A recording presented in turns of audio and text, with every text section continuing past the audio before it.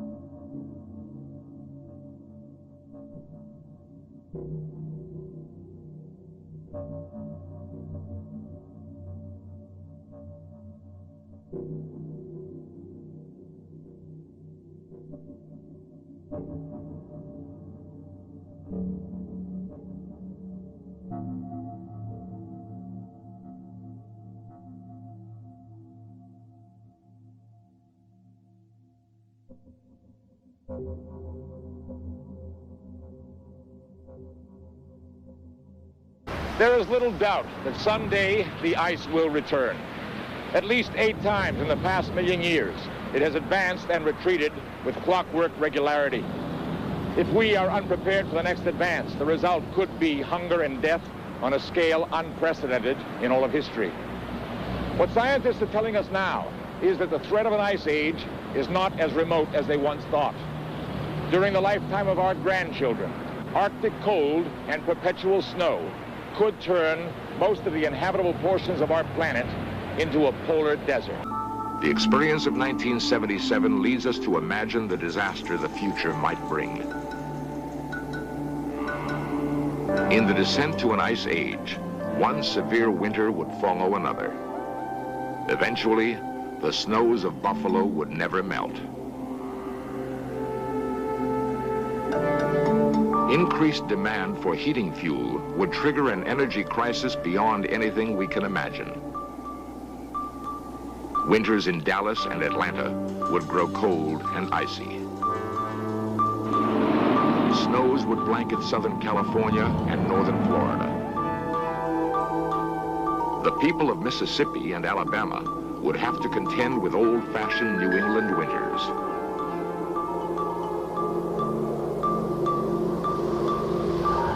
Icy winds would sweep the Kansas wheat fields. Colorado's summer grazing lands would resemble the Arctic tundra. In California, glaciers would advance from the Sierra Nevada toward the fertile San Joaquin Valley. Food production would plummet. Prices would soar out of sight. Every winter, the line of year-round snow would move further and further south. If the catastrophic event of 89,000 years ago repeats itself, the ice could return within a single lifetime. If an ice age is coming, what can we do to stop it? Nuclear energy might be used to loosen polar ice caps. Sea ice could be melted by covering it with black soot to increase the absorption of sunlight. Dr. Stephen Schneider is a climatologist from the National Center for Atmospheric Research. Can we do these things? Yes. But will they make things better? I'm not sure.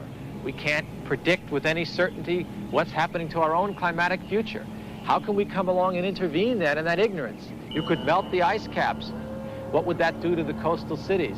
The cure could be worse than disease. Would that be better or worse than the risk of an ice age? If the polar ice melted completely, sea level would rise 180 feet. New Orleans, San Francisco, and New York would be submerged. Clearly, one of the future's great problems will be to survive the next ice age.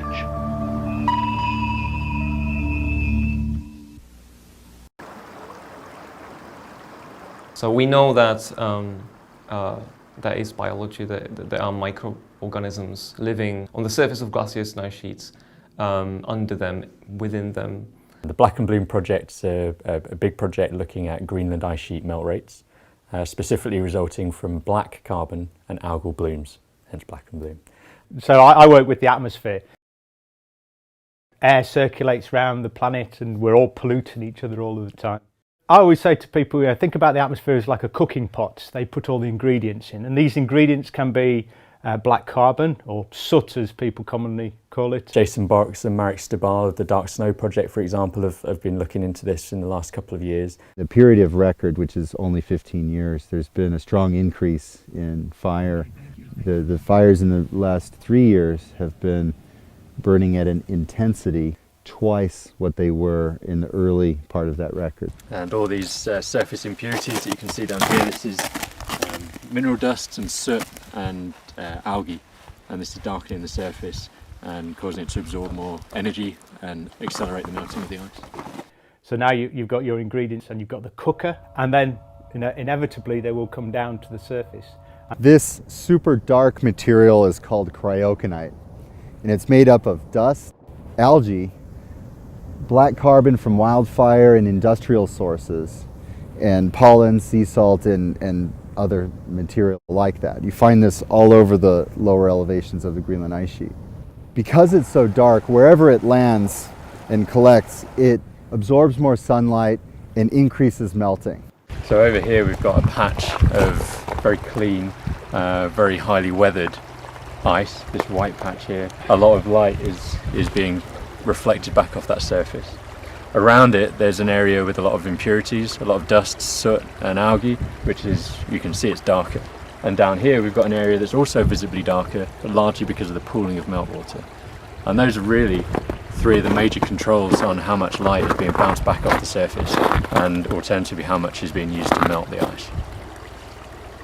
A lot of the particles and a lot of the contaminants, if you like, on the ice sheet that are darkening the ice sheet, they're actually algae. So algae growing on the very ice surface, and these algae produce this very dark pigment. They are the most important factor for darkening the surface. We've been correlating the measurements that we've been doing on how dark the snow is with these cell counts, and we're getting really good correlations. What seems to have happened with the ice algae is that they develop other pigments that aren't used in photosynthesis, and these protect specifically against UV as well. So it's a very high UV environment. These rod-shaped dark areas, that's a single cell, and inside that it's packed with protective pigments which cause it to be dark, and it's that's actually causing the ice to darken. It looks like the growth of algae in this area of the ice sheet can have an impact on the albedo, or the reflectivity of the ice sheet, on the order of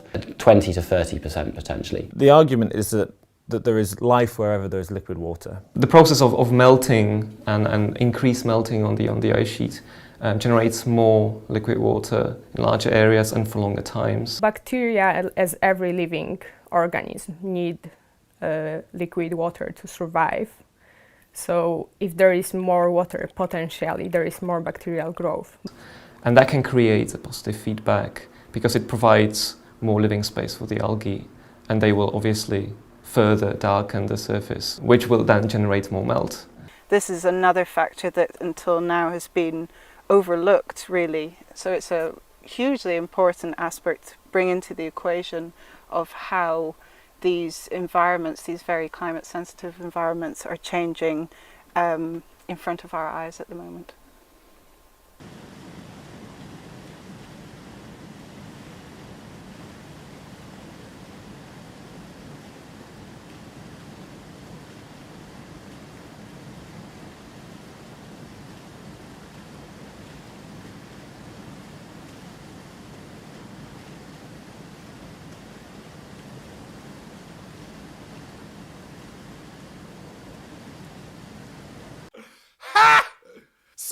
what? You can't touch me, because I'm from the internet.